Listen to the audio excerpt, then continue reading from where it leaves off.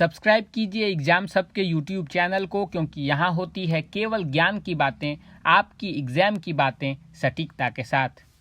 वर्ष 2021 से Bihar board class 12 यानी इंटर की परीक्षा नए पैटर्न के आधार पर होगी। इस नए पैटर्न में लैंग्वेज पेपर में बड़ा बदलाव किया गया है, जबकि एडिशनल विषय का महत्व भी अब बढ़ जाएगा। क्या है बिहार बोर्ड का नया पैटर्न जो वर्ष 2021 से लागू हो जाएगा?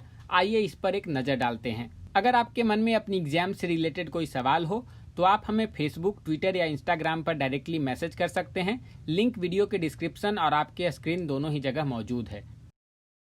वर्ष 2020 तक बिहार बोर्ड इंटर के छात्रों को बोर्ड एग्जाम में कम से कम 5 विषयों की परीक्षा देनी होती थी। इन 5 विषयों में से 2 अनिवार्य लैंग्वेज पेपर होते थे, जबकि 3 ऑप्शनल सब्जेक्ट्स। एक लैंग्वेज पेपर 50-50 अंकों के एनआरबी और एमबी में बटा था, जो कि छात्रों के लिए काफ़ी कंफ्यूजिंग होता था। कई छात्रों को यही समझ में नहीं आता था कि एनआरबी और एमबी में से किसमें हिंदी के प्रश्न होंगे और किसमें इंग्लिश के। नए पैटर्न में बिहार बोर्ड ने इंटर के तीनों स्ट्रीम्स में 50-50 मार्क्स के एनआरबी और एमबी पेपर को समाप्त कर दिया है। यानी अब छात्रों को इस बात की तनिक भी चिंता नहीं करनी होगी कि हिंदी के प्रश्न एनआरबी में आएंगे या एमबी में। इसके बदले छात्रों को अब 2 लैंग्वेज पेपर की पढ़ाई करनी होगी। लैंग्वेज 1 में छात्रों को हिंदी या इंग्लिश में से किसी एक का चयन करना होगा, जबकि लैंग्वेज 2 में 12 अन्य भाषाओं में से जैसे कि हिंदी, अंग्रेजी, उर्दू, मैथिली, संस्कृत, प्राकृत, मगही, भोजपुरी, अरबी, पर्शियन, पाली एवं बांग्ला में से किसी एक विषय का चयन करना होगा। शर्त है कि भाषा 1 में जो विषय छात्र लेंगे उसे भाषा 2 में नहीं लेना है। ये तो थी लैंग्वेज पेपर की कहानी।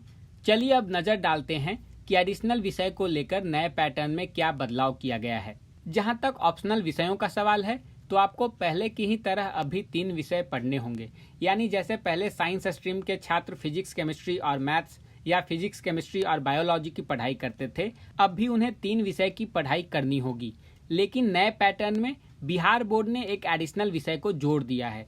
ये एडिशनल विषय जो पहले 12th मैन का काम करता था, वह अब आपको एक गेम चेंजर की भांति हारी हुई मैच जिता सकता है। एडिशनल विषय अब गेम चेंजर कैसे बन चुका है, आइए इस पर बात करते हैं। सबसे पहले मैं आपको बताना चाहूँगा कि आप एडिशनल विषय रखना चाहते हैं या नहीं, ये डिसीजन आपको लेना है।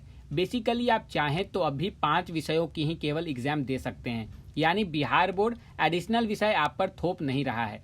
नए पैटर्न में एडिशनल विषयों की संख्या बढ़ा दी गई है।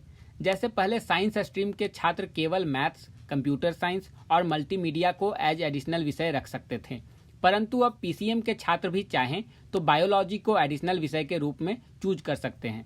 यानी कोरोना पैंडेमिक को देखने के बाद अगर आपको ऐसा लगता है कि अब मुझे इंजीनियर नहीं बनना, डॉक्टर बनना है, तो आपके पास अब ऑप्शन होगा। अब आप नीट में अपीयर हो सकते हैं, क्योंकि अब आप बायोलॉजी को एज एडिशनल सब्जेक्ट रख सकते हैं, क्योंकि पहले बिहार बोर्ड बायोलॉजी को as a additional subject allow नहीं करता था।